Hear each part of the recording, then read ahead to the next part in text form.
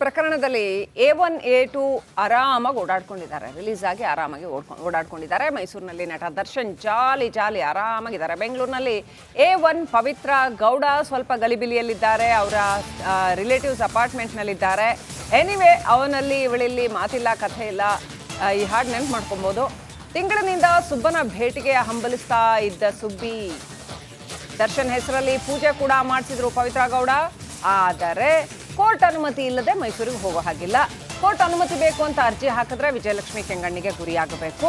ಹಾಗಾಗಿ ಪವಿತ್ರ ಗೌಡ ಉಭಯ ಸಂಕಟದಲ್ಲಿ ಸಿಕ್ಕಾಕೊಂಡಿದ್ದಾರಾ.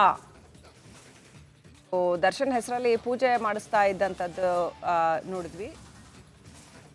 ಎಲ್ಲ ಆದರೂ ಕೂಡ ಇನ್ನೂ ಕೂಡ ಇವರ ಆಸಕ್ತಿಗಳು ಹಾಗೇ ಇದೆಯಾ ಅನ್ನುವಂಥ ಪ್ರಶ್ನೆ. ಯಾಕೆ ಇದನ್ನ ನಾವು ಮಾತಾಡಬೇಕಾಗತ್ತೆ ಅಂತಂದ್ರೆ ಇದು ಅವರಿಬ್ಬರ ವೈಯಕ್ತಿಕ ಬದುಕು ನಿಜ. ಆದರೆ ದರ್ಶನ್ ಪಬ್ಲಿಕ್ ಪರ್ಸನಾಲಿಟಿ ಅನ್ನೋದನ್ನ ನಾವು ಮರೆಯೋ ಹಾಗಿಲ್ಲ. ಅಷ್ಟೇ ಅಲ್ಲ, ಇದು ಒಂದು ಜೀವ ಹೋಗೋದಕ್ಕೆ ಕಾರಣವಾಯ್ತಾ ಅನ್ನೋ ಪ್ರಶ್ನೆ ಇನ್ನೂ ಹಾಗೇ ಇದೆ. ರೇಣುಕಾ ಸ್ವಾಮಿ ಏನ್ ಮಾಡಿದ್ರು ವಾಪಸ್ ಬರೋದಿಲ್ಲ ಅಲ್ವಾ? ಒಂದು ಭೀಕರ ದುರ್ಘಟನೆಗೆ ಕಾರಣ ಆಯ್ತಾ ಅನ್ನೋ ಪ್ರಶ್ನೆಗೆ ಇನ್ನೂ ಕೂಡ ಉತ್ತರ ಸಿಕ್ಕಿಲ್ಲ.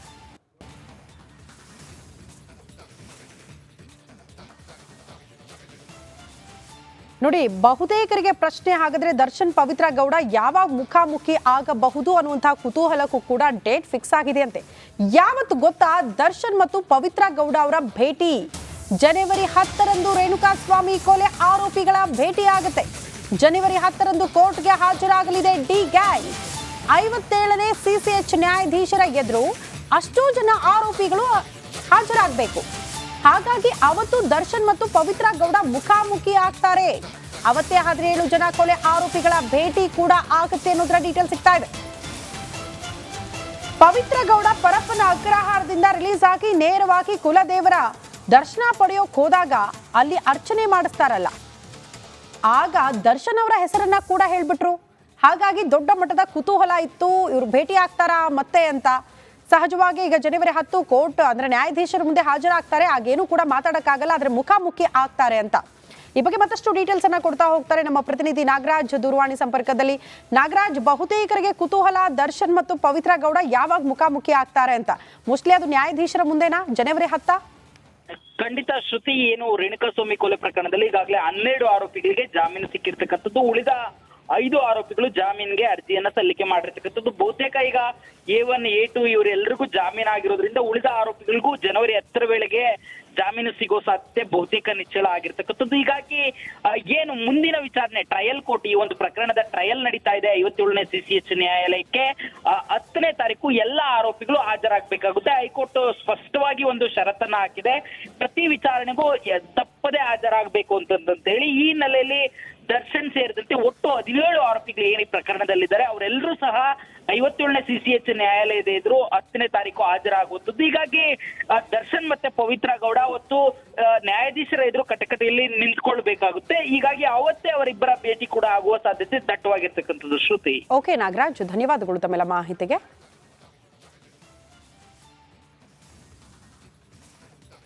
ಉದ್ಯೋಗಿಗಳು ಹಾಗೂ ಸರ್ಕಾರಕ್ಕೆ ವಂಚನೆ ಮಾಡಿರುವ ಆರೋಪವನ್ನ ಮಾಜಿ ಕ್ರಿಕೆಟಿಗ ರಾಬಿನ್ ಉತ್ತಪ್ಪ ಎದುರಿಸ್ತಾ ಇದ್ದಾರೆ. ಅವರ ವಿರುದ್ಧ ಈಗ ಅರೆಸ್ಟ್ ವಾರೆಂಟ್ ಹೊರಡಿಸಲಾಗಿದೆ. ಪೊಲೀಸ್ ಠಾಣೆಗೆ PFO ಅಧಿಕಾರಿಗಳು ಪತ್ರ ಬರೆದಿದ್ದಾರೆ. ರಾಬಿನ್ ಉತ್ತಪ್ಪ ಅವರನ್ನ ಅರೆಸ್ಟ್ ಮಾಡಿ ಅಂತ ಪತ್ರ ಬರೆದಿದ್ದಾರೆ. ಪೊಲೀಸರಿಗೆ PFO ಅಧಿಕಾರಿ ಪತ್ರ ಬರೆದಿದ್ದಾರೆ. ರೀಜನಲ್ ಕಮಿಷನರ್ ಷಡಾಕ್ಷರಿ ಗೋಪಾಲ ರೆಡ್ಡಿ ಪತ್ರ ಬರೆದಿದ್ದಾರೆ. ಪುಲಕೇಶಿ ನಗರ ಪೊಲೀಸರಿಗೆ ಇಂಥದ್ದೊಂದು ಪತ್ರವನ್ನು ಅಧಿಕಾರಿ ಬರೆದಿದ್ದಾರೆ. Centuries life style brand private limited ನಡೆಸ್ತಾ ಇದ್ರು ಉತ್ತಪ್ಪ ಅವರು. ಅಲ್ಲಿ ಕೆಲಸ ಮಾಡ್ತಾ ಇದ್ದಂತಹ ಹಲವರಿಗೆ PF ಹಣ ಪಾವತಿಸದೆ ವಂಚನೆ ಮಾಡಿದ್ದಾರೆ ಅನ್ನುವಂತಹ ಆರೋಪವನ್ನು ಎದುರಿಸ್ತಾ ಇದ್ದಾರೆ. ಈಗ ಪುಲಕೇಶಿ ನಗರ ಪೊಲೀಸರು ರಾಬಿನ್ ಉತ್ತಪ್ಪಗೆ ಬಲೆ ಬೀಸಿದ್ದಾರೆ. ಈ PF ವಿಚಾರದಲ್ಲಿ ಯಾರು ವಂಚನೆ ಮಾಡಕ್ ಬರೋದಿಲ್ಲ. ಅದು ಕಾನೂನು ಬಹಳ ಸ್ಟ್ರಿಕ್ಟ್ ಆಗಿದೆ. PF ವಿಚಾರದಲ್ಲಿ ಅವರು ಎಷ್ಟು ಬೇಕಾದರೂ ಫೈನ್ ವಿಧಿಸಬಹುದು, ಸಾಕಷ್ಟು ದೊಡ್ಡ ಮೊತ್ತದ ದಂಡವನ್ನು ವಿಧಿಸಬಹುದಾಗತ್ತೆ. ಮತ್ತು ಆ ಉದ್ಯೋಗಿಗಳಿಗೆ PF ಕೊಡಲೇಬೇಕಾಗತ್ತೆ. PF ವಿಚಾರದಲ್ಲಿ ವಂಚನೆ ಮಾಡೋದು ಸುಲಭ ಅಲ್ಲ. ಎನಿವೆ, ಮಾಜಿ ಕ್ರಿಕೆಟಿಗ ರಾಬಿನ್ ಉತ್ತಪ್ಪ ಈಗ ಅಂಥದ್ದೊಂದು ಪ್ರಕರಣವನ್ನು ಎದುರಿಸ್ತಾ ಇದ್ದಾರೆ.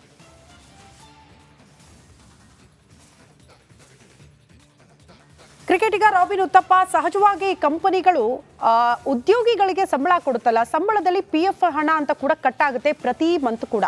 ಆ PF ಹಣ ಕಟ್ಟಬೇಕಲ್ಲ, ಇವರು ಕಟ್ಟೇ ಇರಲಿಲ್ಲ ಅಂತೆ. ಈಗ ಅಲ್ಲಿಂದ ರಿಸೈನ್ ಮಾಡಿ ಉದ್ಯೋಗಿಗಳು ಆಚೆ ಬಂದಾಗ ಅವ್ರಿಗೆ ನೆರವಾಗೋದೇ PF ಅಮೌಂಟ್. ಬಟ್ ಅದೇ ದುಡ್ಡು ಕಟ್ಟಿಲ್ಲ, ನಮಗೆ ಮೋಸ ಆಗ್ತಾ ಇದೆ. ಸರಿಸುಮಾರು 23 ಲಕ್ಷಕ್ಕೂ ಹೆಚ್ಚು ಹಣ ಅಲ್ಲಿ ವಂಚನೆ ಆಗಿದೆ ಅನ್ನುವಂಥ ಗಂಭೀರ ಆರೋಪ ಯಾರು ಮಾಡ್ತಿದ್ದಾರೆ ಅಂದ್ರೆ ಉದ್ಯೋಗಿಗಳೇ ಬಂದು ಪೊಲೀಸ್ ಠಾಣೆ ಮೆಟ್ಟಿಲೇರಿ ದೂರು ದಾಖಲಿಸಿದ್ದಾರೆ. ರಾಬಿನ್ ಉತ್ತಪ್ಪ ಅವರ ಒಡೆತನದ ಕಂಪನಿ ಇದು ಅಂತ. ಲಾಸ್ ಹೆಂಗಿದೆ ಅಂದ್ರೆ, ಕಾನೂನು ಹೆಂಗಿದೆ ಅಂದ್ರೆ ಈ ಸಂಬಂಧಪಟ್ಟಂಗೆ ಕೋಟಿಗಟ್ಟಲೆ ಫೈನ್ ಹಾಕ್ಬಿಡ್ಬೋದು ಅವರು ಎಷ್ಟು ಬೇಕಾದ್ರು. ಪನಿಷ್ಮೆಂಟ್ ಕೂಡ ಸಿಕ್ಕಾಪಟ್ಟೆ ಸ್ಟ್ರಿಂಜೆಂಟ್ ಆಗಿದೆ, ಸ್ಟ್ರಿಕ್ಟ್ ಆಗಿದೆ. ರೈಟ್, ನಮ್ಮ ಪ್ರತಿನಿಧಿ ಧ್ರುವ ಕನೆಕ್ಟ್ ಆಗಿದ್ದಾರೆ, ಫೋನ್ ಸಂಪರ್ಕದಲ್ಲಿದ್ದಾರೆ. ಧ್ರುವ, ಏನಿದು ಪ್ರಕರಣ? ಹೌದಾ ರಾಬಿನ್ ಉತ್ತಪ್ಪ ಅವ್ರು ತಪ್ಪು ಮಾಡಿರುವಂತದ್ದು ಇದೆಯಾ, ಕಂಡು ಬರ್ತಾ ಇದೆಯಾ? ಮೇಲ್ನೋಟಕ್ಕೆ ಏನ್ ಅನ್ಸುತ್ತೆ? ಏನೆಲ್ಲ ಡೀಟೇಲ್ಸ್ ಇದೆ ಈ ಪ್ರಕರಣದ?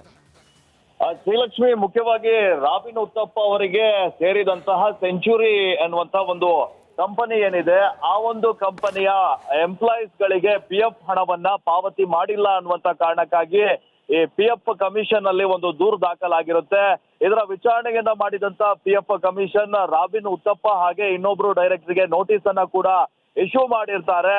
ಆದ್ರೆ ರಾಬಿನ್ ಉತ್ತಪ್ಪ ಅವರು ಇದಕ್ಕೆ ಅಂದ್ರೆ ಸೂಕ್ತ ಕಾರಣವನ್ನ ಕೂಡ ನೀಡಿರಲ್ಲ ಅವರಿಗೆ ಕೊಟ್ಟಿರುವಂತಹ ಒಂದು ನೋಟಿಸ್ಗಾಗಿ. ಹೀಗಾಗಿ ಅವರಿಗೆ ಅರೆಸ್ಟ್ ವಾರೆಂಟ್ ಅನ್ನ ಕೂಡ ಜಾರಿ ಮಾಡಿ ಪುಲಕೇಶಿ ನಗರ ಪೊಲೀಸರಿಗೆ ಅದನ್ನ ಸರ್ವ್ ಮಾಡ್ತಾರೆ. ಅಂದ್ರೆ ರಾಬಿನ್ ಉತ್ತಪ್ಪ ಅವರು ನೀಡಿರುವಂತಹ ವಿಳಾಸ ಪುಲಕೇಶಿ ನಗರ ಪೊಲೀಸ್ ಠಾಣಾ ವ್ಯಾಪ್ತಿಗೆ ಬರುತ್ತೆ. ಹೀಗಾಗಿ ಪುಲಕೇಶಿ ನಗರ ಪೊಲೀಸರಿಗೆ ಆ ಒಂದು ನೋಟಿಸ್ ಅನ್ನ ಸರ್ವ್ ಮಾಡಿ ರಾಬಿನ್ ಉತ್ತಪ್ಪ ಅವರಿಗೆ ಬಂಧನ ಅರೆಸ್ಟ್ ಮಾಡಿ ಅಂತ ಹೇಳಿ ಸೂಚನೆಯನ್ನ ಕೂಡ ನೀಡಿರ್ತಾರೆ ಪತ್ರದ ಮೂಲಕ. PFO KR Puram regional office commissioner Shadakshari ಅವರು ಈ ಒಂದು ನೋಟಿಸ್ ಅನ್ನ ನೀಡಿರ್ತಾರೆ. ಆದ್ರೆ ರಾಬಿನ್ ಉತ್ತಪ್ಪ ಅವರು ನೀಡಿರುವಂತಹ ವಿಳಾಸಕ್ಕೆ ಹೋದಂತಹ ಪುಲಕೇಶಿ ನಗರ ಪೊಲೀಸರಿಗೆ ಗೊತ್ತಾಗೋ ವಿಚಾರ ಏನಂತ ಹೇಳಿದ್ರೆ, ರಾಬಿನ್ ಉತ್ತಪ್ಪ ಅವರು ಆ ಮನೆಯನ್ನ ಮಾರಾಟ ಮಾಡಿ ಸದ್ಯ ಈಗ ದುಬೈನಲ್ಲಿ ನೆಲೆಸಿದ್ದಾರೆ. ಹೀಗಾಗಿ ನಾವು ಅವರಿಗೆ ನೋಟಿಸ್ ಕೊಡ್ಲಿಕ್ಕೆ ಆಗಲ್ಲ ಅಂತ ಹೇಳಿ ವಾಪಸ್ ಅದನ್ನ PF ಆಫೀಸ್ಗೆ, ರೀಜನಲ್ ಆಫೀಸ್ಗೆ ರಿಟರ್ನ್ ಆ ನೋಟಿಸ್ ಅನ್ನ ನೀಡಿರುವಂತದ್ದು. ಈಗ ಸದ್ಯ PFO ರೀಜನಲ್ ಆಫೀಸ್ ಅವರು ಯಾವ ಕ್ರಮವನ್ನ ಕೈಗೊಳ್ತಾರೆ ಅನ್ನುವಂಥದ್ದನ್ನ ಕಾದ್ ನೋಡ್ಬೇಕಾಗಿದೆ. ಅಂದ್ರೆ ರಾಬಿನ್ ಉತ್ತಪ್ಪ ಅವರು ದುಬೈಯಲ್ಲಿರೋ ಕಾರಣ ಅವರಿಗೆ ಯಾವ ರೀತಿ ನೋಟಿಸ್ ಅನ್ನ ಸರ್ವ್ ಮಾಡ್ತಾರೆ, ಯಾವ ತರಹದ ಕಾನೂನು ಕ್ರಮವನ್ನ ಕೈಗೊಳ್ತಾರೆ ಅನ್ನುವಂಥದ್ದು ಸದ್ಯದ ಕುತೂಹಲವಾಗಿದೆ. ಶ್ರೀಲಕ್ಷ್ಮಿ, ರೈಟ್, ಥ್ಯಾಂಕ್ ಯು ಧ್ರುವ ಡೀಟೇಲ್ಸ್ಗಾಗಿ.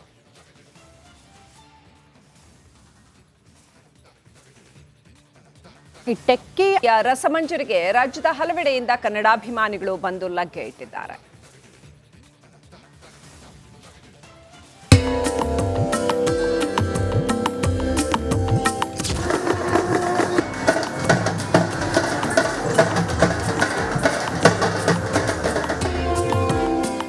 ಎತ್ತ ನೋಡಿದ್ರು ಕನ್ನಡ ಕಲರವ, ಕಣ್ಣು ಹಾಯಿಸಿದಲ್ಲೆಲ್ಲ ಕೆಂಪು ಹಳದಿ ಬಾವುಟ, ಕಿವಿಗೆ ಕೇಳುವುದು ಬರೀ ಕನ್ನಡ ಕನ್ನಡ ಕನ್ನಡ.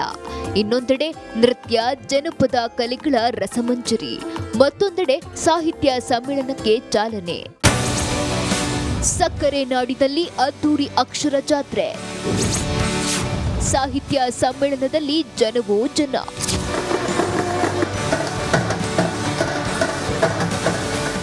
ಸಕ್ಕರೆ ನಾಡು ಮಂಡ್ಯದಲ್ಲಿ ಕನ್ನಡದ ಕಹಳೆ ಮೊಳಗಿದೆ. 87ನೇ ಅಖಿಲ ಭಾರತ ಕನ್ನಡ ಸಾಹಿತ್ಯ ಸಮ್ಮೇಳನಕ್ಕೆ ಅದ್ದೂರಿ ಚಾಲನೆ ಸಿಕ್ಕಿದೆ. ಮೊದಲ ದಿನವಾದ ನಿನ್ನೆ ಇಡೀ ಮಂಡ್ಯವೇ ಕನ್ನಡಮಯವಾಗಿತ್ತು. ಆದರೆ ಇವತ್ತು ಮಾತ್ರ ಕನ್ನಡಾಭಿಮಾನಿಗಳ ಸಾಗರವೇ ಹರಿದು ಬರ್ತಿದೆ.